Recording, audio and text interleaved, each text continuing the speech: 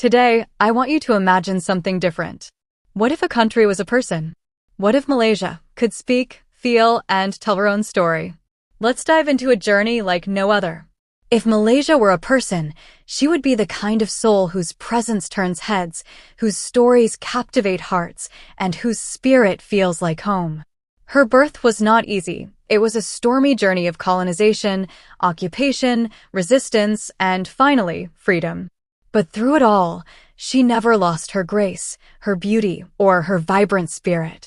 She was born in 1957, but her soul is ancient, shaped by the winds of centuries, sculpted by diverse cultures, and seasoned by the spices of history. From the deep jungles of Borneo to the cosmopolitan glow of Kuala Lumpur, Malaysia carries in her heart the pulse of 1,000 different stories, yet somehow, they all flow in harmony. Let us journey through her life, if Malaysia was a person.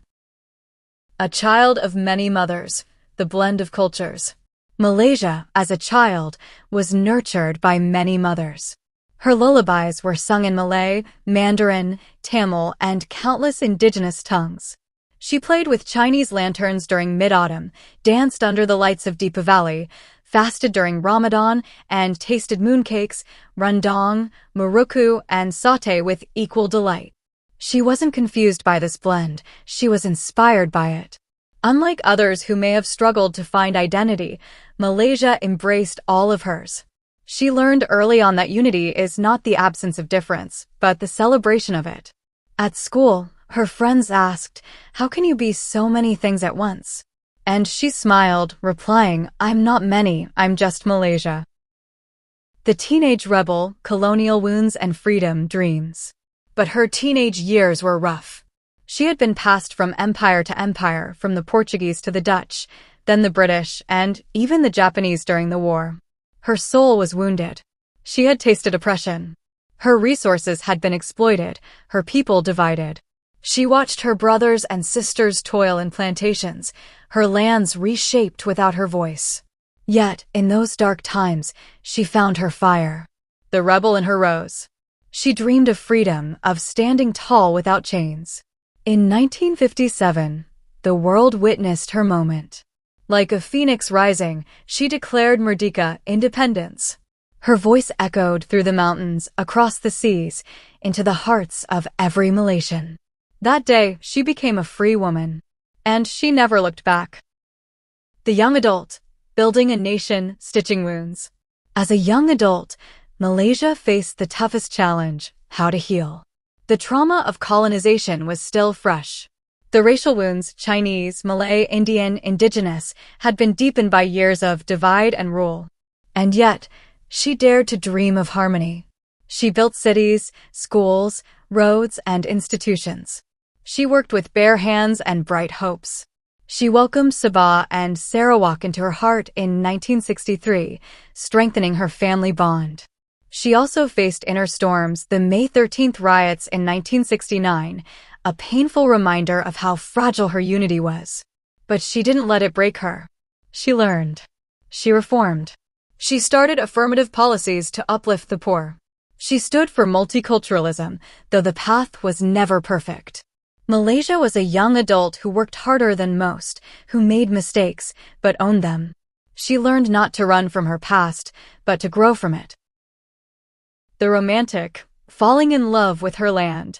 Malaysia fell in love with herself, She discovered her natural beauty, the emerald jungles of Taman Negara, the misty highlands of Cameron, the coral reefs of Sipadan, the rice terraces of Sabah, and the beaches of Langkawi. She realized she was a treasure trove of biodiversity, one of Earth's richest ecosystems. And oh, her food. She didn't just cook, she created magic. Nasi lemak for the soul, laksa for the heart, char kway teow for the thrill, and teh tarik for the laughter. Every dish was a love letter to her people. Malaysia didn't need the world's approval. She had found love at home, in every smile from a hawker stall, every sunset over Mount Kinabalu, every prayer call echoing across villages and skyscrapers alike. The career woman, growth, ambition, and global presence. In her 30s and 40s, Malaysia turned into a dynamic, ambitious woman. She opened her arms to the world, inviting investment, innovation, and tourism. Petronas Towers rose to the sky as a symbol of her vision. She became a manufacturing hub, a digital player, and a travel dream for millions. She worked hard, so hard. She competed with giants like Singapore, Thailand, and Indonesia, but never lost her grace. She wasn't just a player, she was a bridge between East and West, Islam and modernity, tradition and technology. She hosted international events. She sent peacekeepers abroad. She began speaking confidently on global stages. She wasn't just growing, she was glowing. But through it all, she never forgot her roots. The struggles, politics, corruption, and pandemics. But no story is without struggle. Malaysia, like all humans, made mistakes. Her politics grew noisy, divisive. Corruption scandals like 1MDB broke her heart. She trusted people who let her down. The unity she once fought so hard for began to feel shaky again. She watched helplessly as racial tensions resurfaced in whispers, as the rich grew richer and the poor waited for help. Then came the pandemic. COVID-19 hit her hard. Lockdowns, economic slowdowns, job losses, her people suffered. But once again, Malaysia showed her resilience. She picked herself up. She vaccinated, she adapted, she innovated. Her people, doctors, delivery riders, teachers, volunteers, became her heroes. Even when politics failed her, her people didn't. The wise soul, embracing modernity without losing her soul.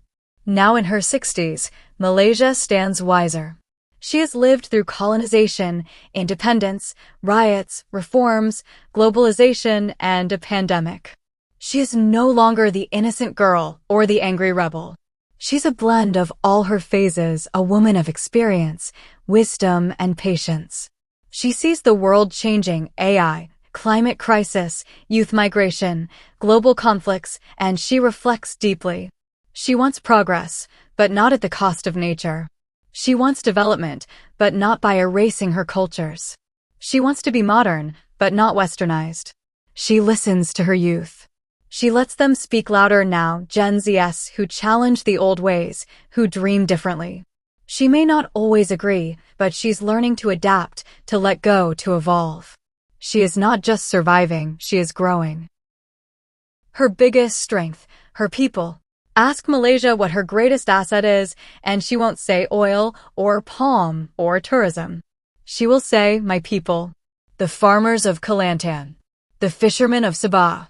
The engineers in Penang. The entrepreneurs of KL. The teachers in Perlis. The indigenous elders in Sarawak. The migrant workers, the students, the artists, the uncles who run Mamak stalls, and the aunties who sell key at dawn. They are her breath, her heartbeat, her pride. Her people may argue. They may vote differently, pray differently, speak differently. But when the floods come, when the roads break, when the nation cries, they stand as one. Because they know Malaysia is not a land. It is them. If you met her today, if you met Malaysia today, she'd invite you to her home with a smile. She'd serve you food until your stomach bursts. She'd ask about your family, your travels, your dreams. She might speak 3 languages in a single sentence. She might complain about the heat or the politics. But she will laugh easily, and she will listen intently. She will show you mosques and temples standing side by side, skyscrapers and kampungs coexisting. She will take you from bustling cities to quiet islands in hours. And by the time you leave, you won't just know Malaysia, you will feel her. A living story. Malaysia is not perfect. She knows that. But she is real. She is joy and pain, tradition and progress, chaos and calm, all in one. She is the ultimate storyteller because she is a story herself, a living, breathing tale of endurance, love, and endless transformation. And her story is far from over. So, the next time you see the name Malaysia, don't think of just a country. Think of a woman. Wise, vibrant, warm, wounded but never broken. A woman who still believes that unity is possible. That kindness matters. That tomorrow can be better. Because if Malaysia was a person, she would be a masterpiece in motion.